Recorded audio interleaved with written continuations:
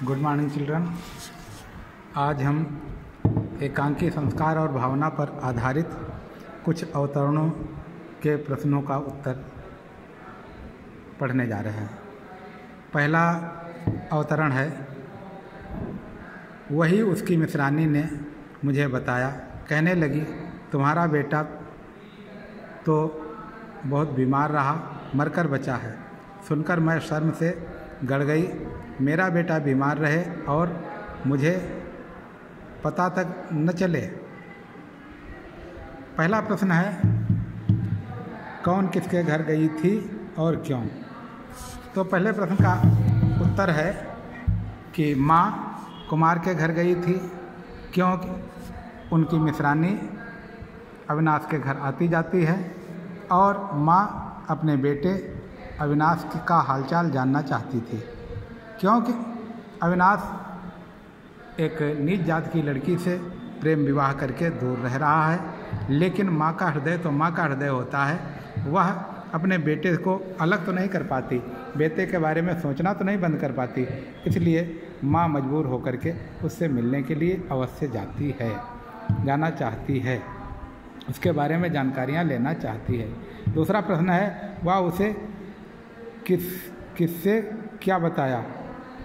उसका उत्तर है, वहाँ पर मित्रानी ने उसे बताया कि उसका बेटा अविनाश बहुत भयंकर बीमार हो गया था, कालरा हो गया था उसे, और बीमारी से मरते मरते वो बचा है। उसकी पत्नी ने उसे काफ़ी मेहनत करके दवा दारू करके बचा लिया है। अब वो स्वस्थ हो गया है, लेकिन माँ के हृदय को चैन नहीं पड़ता है, क्योंकि वह ये सुन करके ही विह्वल हो जाती है कि उसका बेटा बीमार है और उसे पता भी नहीं चला। अगला प्रश्न है, उसका बेटा उससे अलग क्यों रहता है? वक्ता उसे क्यों नहीं मिलने जाता है? इसका उत्तर है, उसका बेटा अविनाश उससे अलग रहता है क्योंकि वह एक बंगाली और नीच जात की लड़की से प्रेम पूर्वक किया है, प्रेम विवाह किया है, यानी कि उसने परिवार की बिना मर्जी के विवाह कर लिया है। इसलिए वह उससे मिलने नहीं जाती है, बल्कि अविनाश को और उसकी पत्नी को अपने घर में रहने का अवसर भी नहीं देती है।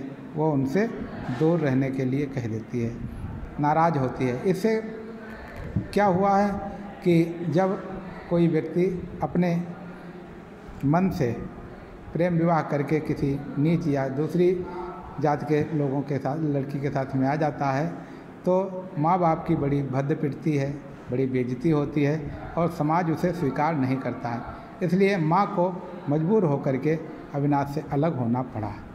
अगला प्रश्न है, वे बहुत समझाते थे, नाराज भी हो जाते थे। पंक्ति में वे शब्द का प्रयोग किसके लिए किया गया है?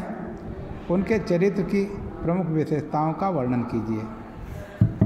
तो इस प्रश्न का उत्तर है कि वे शब्द का प्रयोग माँ ने अपने पति के लिए किया है, जो अविनाश और अतुल के पिताजी थे। वे थोड़ा क्रोधी स्वभाव के थे, जिद्दी स्वभाव के थे और अधिक बच्चों के प्रति अनुराग नहीं रखते थे। उनका कहना था कि ज़्यादा बच्चों से लगाव रखोगे, ज़्यादा बच्चों को प्यार दोगे तो बच्चे बिगड़ जाएंगे। बिगड़ने के कारण बच्चे अपने दायित्वों का निर्वाह नहीं करेंगे और अपने रास्ते से भटक जाएंगे। इससे हमारे परिवार का क्षरण होगा, नुकसान होगा। इसलिए बच्चों पर सख्ती रखो, अनुशासन में रखो, तभी बच्चे ठीक से चल सकते हैं, ठीक से काम कर सकते हैं। उनके चरित्र की सबसे बड़ी विशेषता यही थी, वो थोड़ा सख्त अनुशासित व्यक्ति थे। वे बच्चों से प्यार तो करते थे, लेकिन बच्चों को सर पर नहीं चढ़ाते थे। वे बच्चों की सभी मांगों को नहीं मानते थे, किंतु जो आवश्यक होता था उन मांगों को वो अवश्य मांगते थे। इसके अतिरिक्त वे कभी भी बच्चों के लिए कोई ऐसा कार्य नहीं करना पसंद करते थे या बच्चों को कोई ऐसा कार्य नहीं करने देना चाहते थे जिससे उनकी परिवार में, समाज में तथा देश में बेइज्जती हो, उनका अपमान हो। या बच्चों का अपमान हो, ये कभी वो स्वीकार नहीं करना चाहते थे। लेकिन माँ दयालु प्रकृति की थी, इसलिए अविनाश ने ऐसा कर लिया और उसका परिणाम ये हुआ, समाज में उनकी अपमानित होना पड़ा, उनकी बेइज्जती हुई। धन्यवाद बच्चों। इस गद्यांश को आप अपने अभ्यास पुस्तिका में पूरा करोगे, जितने भी प्रश्न हैं वो करोगे। पेज नंबर 8, 9 के सभी प्रश्नों का उत्तर लिखने का प्रयास करोगे। धन्यवाद।